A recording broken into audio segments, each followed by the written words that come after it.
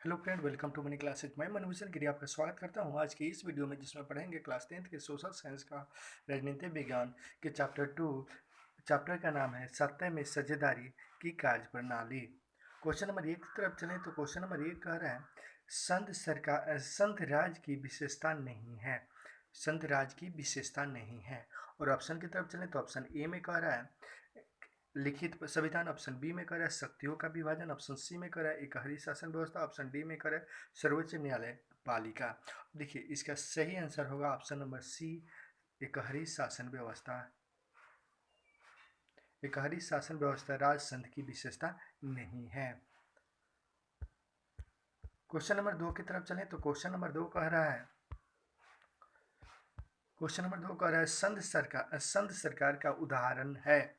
संघ सरकार का उदाहरण है। और ऑप्शन की तरफ चलें तो ऑप्शन ए में कह रहा है अमेरिका, ऑप्शन बी में कह रहा है चीन, ऑप्शन सी में ब्रिटेन, ऑप्शन डी में इनमें से कोई नहीं।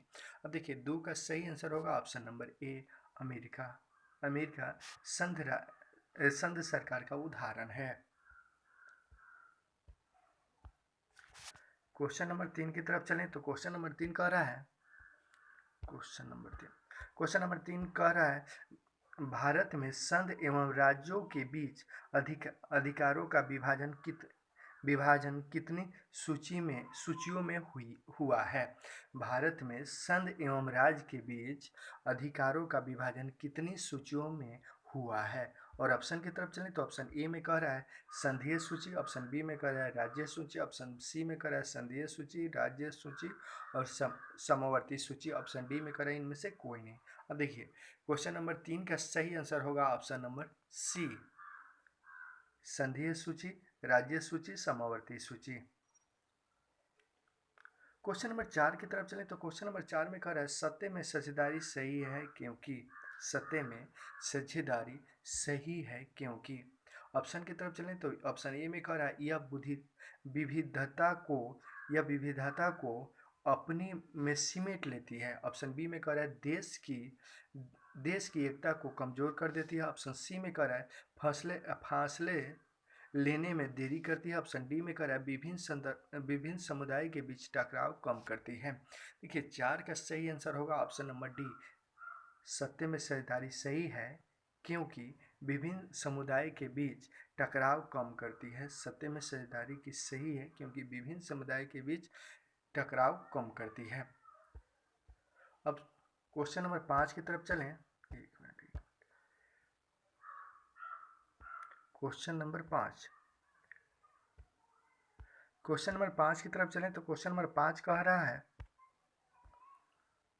क्वेश्चन नंबर 5 कह रहा है संघवाद लोकतंत्र के अनुकूल है क्योंकि। संघवाद लोकतंत्र के अनुकूल है क्योंकि। और ऑप्शन की तरफ चलें तो ऑप्शन ए में कह रहा है संघीय व्यवस्था केंद्र सरकार की शक्तियों को सीमित करती है। संघीय व्यवस्था केंद्र सरकार की शक्तियों को सीमित करती है। ऑप्शन बी में कह रहा है संघवाद इस बात की व्यवस्था करती है कि उस शासन व्यवस्था के अंतर्गत रहने वाले लोगों में आपसी संदर्भ और विश्वास रहेगा। इस बात पर भय नहीं रहेगा कि वह एक ही भाषा, संस्कृति और धर्म दूसरे पर लाद दिए जाएंगे। अब देखिए, इस 5 का सही आंसर होगा ऑप्शन नंबर बी। 5 का सही आंसर होगा ऑप्शन नंबर बी। संघवाद अनुकूलन है। संघवाद लोकतंत्र के अनुकूलन है क्योंकि हो जाएगा संघवाद इस बात की व्यवस्था करता है क्योंकि वह शासन व्यवस्था के अंतर्गत रहने वाले लोगों को आपसी संदर्भ और विश्वास रहेगा। उन्हें इस बात का भय नहीं रहेगा कि एक ही भाषा, संस्कृति और धर्म एक दूसरे पर लाद दिए जाएंगे। चलिए, क्वेश्चन नंबर 6 की तरफ चलें तो क्वेश्चन नंबर 6 कह रहा है क्वेश्चन नंबर 6 कह रहा है सत्य में भागीदारी के सर्वोत्तम प्रणाली कहाँ विकसित की गई है। सत्य में भागीदारी के सर्वोत्तम प्रणाली कहाँ विकसित की गई है। और ऑप्शन की तरफ चलें तो ऑप्शन ए में कह रहा है श्रीलंका, ऑप्शन बी में कह रहा है भारत, ऑप्शन सी में कह रहा है बेल्जियम, ऑप्शन डी में कह रहा है पाकिस्तान। इस 6 का सही आंसर होगा option number C, question number 7 की तरफ चलें तो क्वेश्चन नंबर 7 कह रहा है बेल्जियम में सत्य की भागीदारी के संदर्भ में सही बयान क्या है? सत्य की भागीदारी के संदर्भ में सही बयान क्या है? और ऑप्शन की तरफ चलें तो ऑप्शन ए में दिया हुआ है, बहुसंख्यों को प्रभुत्व बनाए रखने का प्रयास। ऑप्शन बी में दिया हुआ है फ्रेंच भाषी अल्पसंख्यकों के हित का उपेक्षा। ऑप्शन सी में दिया हुआ है संघीय शासन व्यवस्था अपनाकर देश को भाषा के आधार पर टूटने से बचाना। ऑप्शन डी में दिया है क्षेत्रीय हितों को नजरअंदाज करना। देखिए 7 का सही आंसर होगा ऑप्शन नंबर सी, संघीय शासन व्यवस्था अपनाकर देश के भाषाओं के आधार पर टूटने से बचाना। चलिए क्वेश्चन नंबर 8 की तरफ चलें तो क्वेश्चन नंबर 8 क्वेश्चन नंबर 8 की तरफ चलें तो क्वेश्चन नंबर 8 कह रहा है सत्य में भागीदारी की आवश्यकता कहाँ पड़ती है? सत्य में भागीदारी की आवश्यकता कहाँ पड़ती है? और ऑप्शन की तरफ चलें तो ऑप्शन ए में दिया हुआ है क्षेत्र, भाषा और जाति के आधार पर बड़े समाज में। ऑप्शन बी में कह रहा है क्षेत्रीय विभाजन वाले बड़े राज्य में। ऑप्शन सी में कह रहा है प्रत्येक लोकतांत्रिक राज्य में। ऑप्शन डी में कह रहा है उपयुक्त तीनों में। अब देखिए 8 का सही आंसर होगा ऑप्शन नंबर ए, सत्य की भागीदारी की आवश्यकता क्षेत्र, भाषा और जाति के आधार पर बटे समाज में होती है। क्वेश्चन नंबर 9 की तरफ चलें तो क्वेश्चन नंबर 9 कह रहा है संघीय व्यवस्था में सरकार होती है। और ऑप्शन की तरफ चलें तो ऑप्शन ए में कह रहा है एक दलीय, ऑप्शन बी में कह रहा है द्विदलीय, ऑप्शन सी में बहुदलीय, ऑप्शन डी में कह रहा है इनमें से कोई नहीं। देखिए 9 का सही आंसर होगा ऑप्शन नंबर सी, संघीय व्यवस्था में बहुदलीय सरकार होती है। अब क्वेश्चन नंबर 10 की तरफ चलें। क्वेश्चन नंबर 10 क्वेश्चन नंबर 10 कह रहा है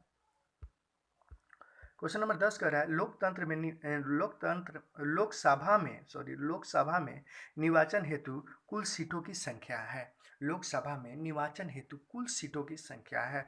और ऑप्शन की तरफ चले तो ऑप्शन ए में कह रहा है 542, ऑप्शन बी में कह रहा है 544, ऑप्शन सी में कह रहा है 543, ऑप्शन डी में कह रहा है 545। देखिए 10 का सही आंसर होगा option number C, 543। Option number C 543। Lok Sabha में निर्वाचन हेतु कुल सीटों की संख्या 543 होती है। क्वेश्चन नंबर 11 की तरफ चलें। क्वेश्चन नंबर 11 कह रहा है समवर्ती सूची में रखा जाता है। और ऑप्शन की तरफ चलें तो ऑप्शन ए में कह रहा है राज्य, ऑप्शन बी में कह रहा है केंद्र एवं राज्य दोनों, ऑप्शन सी में कह रहा है केंद्र, ऑप्शन डी में कह रहा है इनमें से कोई नहीं। अब देखिए 11 का सही आंसर होगा ऑप्शन नंबर बी, केंद्र एवं राज्य दोनों। समवर्ती सूची में रखा जाता है केंद्र और राज्य दोनों। क्वेश्चन नंबर 12 की तरफ चलें तो क्वेश्चन नंबर 12 कह रहा है कौन से संशोधन अधिनियम द्वारा सरकार का तीसरा स्थल बनाया गया था? कौन से संशोधन अधिनियम द्वारा सरकार का तीसरा स्थल बनाया गया था? और ऑप्शन की तरफ चलें तो ऑप्शन ए में दिया हुआ है 71वां संशोधन, ऑप्शन बी में दिया हुआ है 73वां संशोधन, ऑप्शन सी में दिया है 59वां संशोधन, ऑप्शन डी में दिया हुआ है 64वां संशोधन। देखिए 12 का सही आंसर होगा ऑप्शन नंबर बी, 73वां संशोधन। 73वां संशोधन अधिनियम द्वारा सरकार का तीसरा स्तर बनाया गया है। क्वेश्चन नंबर 13 की तरफ चलें तो क्वेश्चन नंबर 13 कह रहा है क्वेश्चन नंबर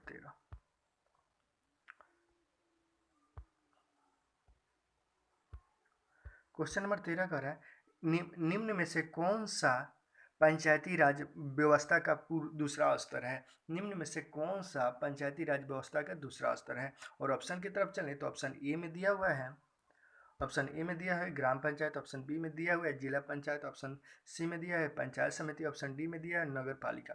अब देखिए 13 का सही आंसर होगा ऑप्शन नंबर सी, पंचायत व्यवस्था समिति। पंचायत समिति पंचायती राज व्यवस्था का दूसरा स्तर है। पंचायत समिति पंचायती राज व्यवस्था का दूसरा स्तर है। चलिए क्वेश्चन नंबर 14 की तरफ चलें तो क्वेश्चन नंबर 14 कह रहा है जे पंचायती राज व्यवस्था सर्वप्रथम किस भाषा में लागू किया गया था? सॉरी, पंचायती राज व्यवस्था सर्वप्रथम किस राज्य में लागू किया गया था? पंचायती राज व्यवस्था सर्वप्रथम किस राज्य में लागू किया गया था? और ऑप्शन की तरफ चलें तो ऑप्शन ए में कह रहा है राजस्थान, ऑप्शन बी में कह रहा है बिहार, ऑप्शन सी में कह रहा है उत्तराखंड, ऑप्शन डी में कह रहा है मध्य प्रदेश। अब देखिए इसका सही आंसर होगा option number A, Rajasthan. Rajasthan में राजस्थान में सर्वप्रथम पंचायती राज व्यवस्था लागू किया गया था। क्वेश्चन नंबर 15 की तरफ चलें तो क्वेश्चन नंबर 15 कर है ग्राम कचहरी का प्रधान कौन होता है? ग्राम कचहरी का प्रधान कौन होता है? और ऑप्शन की तरफ चलें तो ऑप्शन ए में दिया हुआ है पंच, ऑप्शन बी में सरपंच, ऑप्शन सी में प्रमुख, ऑप्शन डी में है न्यायमित्र। ऑप्शन ए में पंच, ऑप्शन बी में सरपंच, ऑप्शन सी में प्रमुख, ऑप्शन डी में न्यायमित्र। अब देखिए 15 का सही आंसर होगा ऑप्शन नंबर बी। 15 का सही आंसर होगा ऑप्शन नंबर बी, सरपंच। ग्राम कचहरी का प्रधान कौन होता है? तो सरपंच होता है। ग्राम कचहरी का प्रधान सरपंच होता है। क्वेश्चन नंबर 16 की तरफ चलें तो क्वेश्चन नंबर 16 कह रहा है क्वेश्चन नंबर 16 चलिए क्वेश्चन नंबर 16 कह रहा है भारत में किस प्रकार की शासन प्रणाली है? भारत में किस प्रकार की शासन प्रणाली है? और ऑप्शन की तरफ चलें तो ऑप्शन ए में कह रहा है संसदीय और अध्यक्षीय और दो में कर रहा है संसदीय और संसदीय, ऑप्शन सी में कर रहा है एकात्मक और अध्यक्ष, ऑप्शन डी में कर रहा है एकात्मक और संसदीय। देखिए इसका 16 का सही आंसर होगा ऑप्शन नंबर बी, सदीय और संसदीय। क्वेश्चन नंबर 17 की तरफ चलें तो क्वेश्चन नंबर 17 में कह रहा है भारत में पंचायती राज व्यवस्था का कार्यकाल है। भारत में पंचायती राज व्यवस्था का कार्यकाल है। और ऑप्शन की तरफ चलें तो ऑप्शन ए में दिया हुआ है 4 वर्ष, ऑप्शन बी में दिया है 5 वर्ष, ऑप्शन सी में 6 वर्ष, ऑप्शन डी में 7 वर्ष।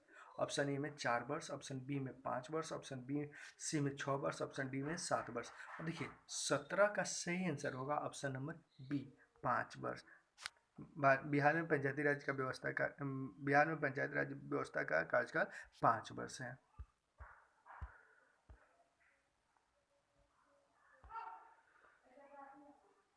क्वेश्चन नंबर 18 की तरफ चलें तो क्वेश्चन नंबर 18 में कह रहा है पटना नगर निगम के प्रधान को क्या कहा जाता है?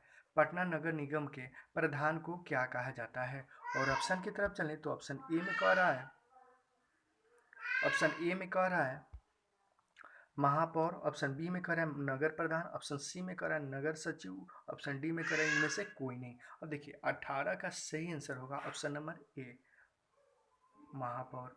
ऑप्शन क्वेश्चन नंबर 19 की तरफ चलें तो क्वेश्चन नंबर 19 कह रहा है पंचायती राज के त्रिस्तरीय स्वरूप में इनमें से कौन नहीं है? नहीं दिया हुआ है और नहीं है पे ध्यान दीजिएगा। क्वेश्चन में कह रहा है नहीं है। और ऑप्शन की तरफ चलें तो ऑप्शन ए में दिया हुआ है ग्राम पंचायत, ऑप्शन बी में दिया हुआ है पंचायती समिति, ऑप्शन सी में जिला परिषद, ऑप्शन डी में कर रहा है नगर निगम। अब देखिए 19 का सही आंसर होगा ऑप्शन नंबर डी, नगर निगम। नगर निगम पंचायती राज के त्रिस्तरीय स्वरूप में नहीं है। नगर निगम पंचायती राज के त्रिस्तरीय स्वरूप में नहीं है।